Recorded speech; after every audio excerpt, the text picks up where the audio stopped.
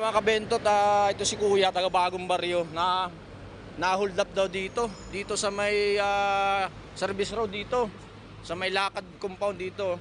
Kuya, anong oras kayo na hold up dito? 247. 2:47 ng madaling araw. Ano, magkano nakuha sa'yo, Kuya? 3,000. Anong ginawa sa inyo, Kuya? Inangkas kayo? Nangkas ako. Sinakay ako ng dinala ako sa Quezon namin. Mag-isa lang nakamotor. Dinala kayo sa Avenue nyo, tapos kinuha yung pamalengke nyo. Ayan mga kabentot, ingat kayo rito sa lugar na ito kasi 2:45 na madaling araw si Kuya na hold up. Ayan, sumakay sa akin, magpahatid dito sa Bagong Baryo dahil yung kanyang pamalengke na hold up.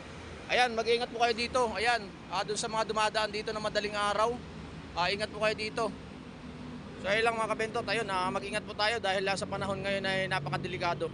So ayun Kuya, salamat na pangalan niyo Kuya? Henry. Henry. Henry. Sige Kuya, salamat.